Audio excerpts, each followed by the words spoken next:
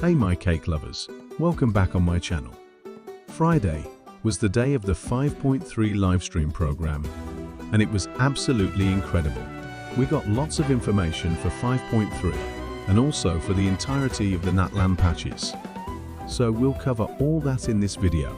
Don't forget to subscribe, like and comment to not miss anything and help the channel. Alright, let's get into it. Firstly, let's talk about the new characters coming in 5.3. Mavwika, the Pyro Archon, will debut in this version. She is a main DP ES Pyro Claymore character. She has the ability, like the other NatLand characters, to summon something which consumes Night Soul. For herself, she summons a literal motorcycle that can go very fast, either on the ground, on the water, and even in the air. For exploration, she is definitely a must-pull. As for her damage, I can say from leaks that she is devastating. Now let's talk about Shenhe, our favorite grandma. She's a Cryo Catalyst 5-star character. She has the role of a support and shielder for your teams. She summons cushions and can help decrease elemental res for Hydro and Pyro, so for Pyro Melt and Hydro Freeze teams. And finally, Lanyan, an Anemo Catalyst 4-star. She is the first ever Anemo shield of Genshin. We'll also get the Pyro Traveler, but I'll talk more about these two characters in another video. Next, let's talk about the banners. It seems like the new banner system was false. I'm not too sure, but I didn't hear anything about it in the live stream, so I may be wrong on that. But we still have the first and second phase final lineup. In the first phase, we'll see Mavwika and Grandma Shenhe, while in the second, we'll get the rerun of Father Arlecchino and Buttons holding for Dear Life Girl Chlorine. Lanyan will be featured in the second phase for the Lantern Rite. Now, let's talk just a bit about the skins for the Lantern Rite. Seems like the recent leaks were true, as we'll get a skin for Huteo and for Exiangling. Personally, I find Exiangling's skin very cute. I'll get her for sure. Don't forget that Huteo's skin will be available at a discounted price during the version, and Exiangling's one will be free as a reward of the Lantern Rite. Talking about Lantern Rite, let's get on with the events. Firstly, let's get on the rewards for the Lantern Rite. As said previously, we'll get 2 new skins for Huteo and Exiangling. But that's not all. We'll have a 4-star selector, just like each year. You'll be able to choose the Leave 4-star that you love the most. With that, we'll receive 10 pulls from a daily login event and 10 more pulls via in-game map. We'll talk more about the number of pulls you can get in another video, just before the release of 5.3, so stay tuned for that.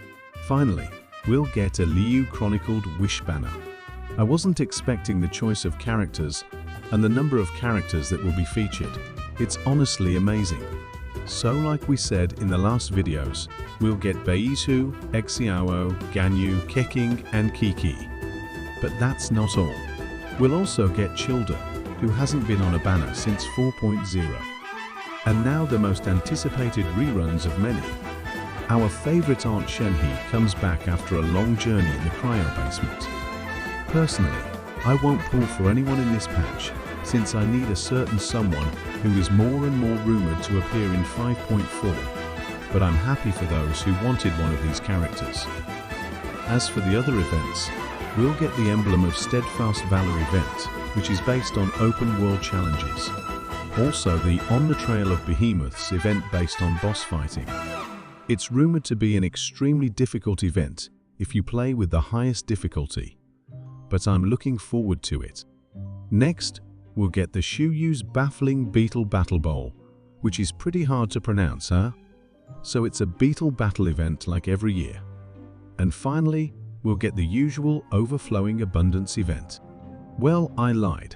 That's not all. We'll also get an unlimited event starting from 5.3. That's right, the famous Genshin OSU event will be permanently included in the game.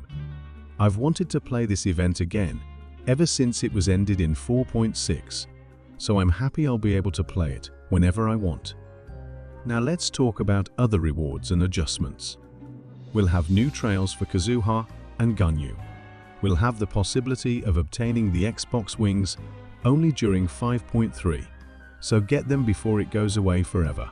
We'll have, of course, new TCG cards, like Mualani's one. And finally, we'll have some optimizations that are here.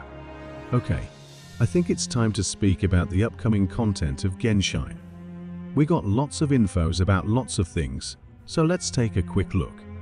As it is a lot of information, I'll do another review of it in a future video, so subscribe to not miss it. Firstly, we'll have the final zone of the Natlan map after 5.3, so probably in 5.4. We'll also get the Collective of Plenty and the end of the Ochka Natlan's main quest. Next, we'll have new gameplay module, which is based on creativity and multiplayer, according to the devs. I look forward to have more info on it. We'll also get the release of Nod Cry during the Natlan patches. We know that this is a region of Snezhnaya, but the devs said it's an autonomous one, and as such, it's not part of the Snezhnaya Archon quest. So we'll probably see the first bit of Snezhnaya in 5.6. And now, we have new info on the upcoming characters. Look a bit at this image. We can see 7 new characters that will come during the Natlan patches. It's almost identical as the leaks we had during this month. So we have Eon Son Aoife, and who's that Hummer? Oh gosh, is that Skirk? That's the reaction I had when I saw it. So yes, we'll get the famous Abyssal Lady during 5.x patches. I don't know which element she'll be since she used Abyssal power, but I bet on Electro. Alright, that was a long video, hey? Remember to pray for the cake, and I'll see you next time, my cake lovers.